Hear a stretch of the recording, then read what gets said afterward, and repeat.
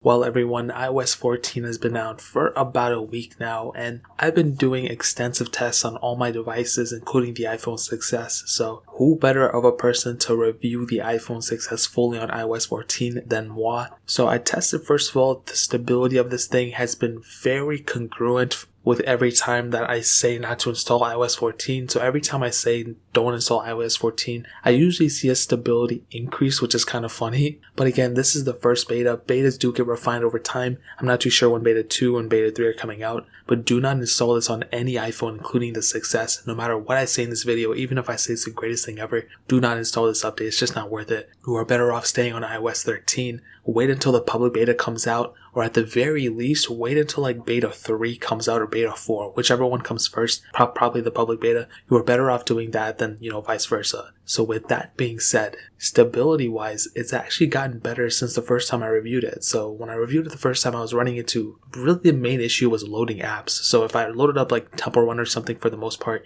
the apps would open, a black screen would appear, and they would just shut off. Now, I don't know what happened, but that specific issue is gone. So I'm not really affected by that anymore. And in some of my speed comparisons, it actually showed that, which was very weird. But other than that, stability wise, it's been perfectly fine. I was expecting it to be a little weird, a little bit more glitchy, but that's not really the case. And for the most part, as everyone else is pretty much saying, it's pretty stable. It's not more stable than iOS 13. I don't know who's saying, I don't know, whoever says that is not right. But it is better and more stable than I think iOS 13. The first couple betas within iOS 13, I remember when I was reviewing those were kind of all over the place, mostly stable. This one is, setting up a good example of what iOS 14 could be. And the cool thing is that the fact that Apple is bringing in all these different types of features and they're just kind of throwing them in the first beta, that really says to me that they're trying to focus on the stability aspect more importantly. With past iOS versions, sometimes they would add features that they showcased in the first day at WWDC, but they wouldn't bring them until like iOS 13.3 or something. But now that's not necessarily the case. They just threw in all the features now except the web browser and mail support, of third-party extensions of those. Other than that, it's been extremely good across the board, and I can't wait for iOS 14 beta 2 and beta 3 to come out. Now that's kind of all the preliminary stuff. I know you guys want to hear about the performance and battery life, so I'm going to sum those up. I've made separate videos talking about both of these things, both on my main channel and second channel.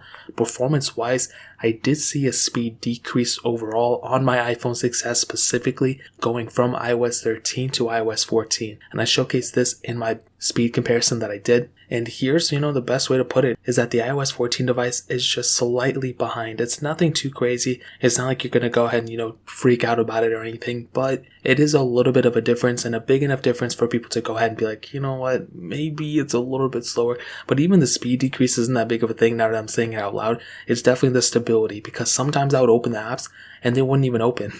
So I don't know what to say about that. So performance wise, iOS 13 is faster and it's way more stable than iOS 14 is currently. And I would hate for you to be in a situation where like you're using your iPhone 6s and you're using the maps feature and you're in your car and for some reason it just closes out or you can't even open it. And so you're stuck in a situation where you don't even have the maps availability and you don't even know where you're going. A small example, but things like that could happen. Now that was with performance, and I actually had a little bit of the opposite effect on battery life. I feel like on my iPhone 6s specifically, the battery life is actually better on iOS 14 than on iOS 13. And the battery health between these were kind of the same. There was a little difference. The iOS 14 device had a little bit of better battery health, but not enough to justify the difference in between the time that one was able to go and one wasn't.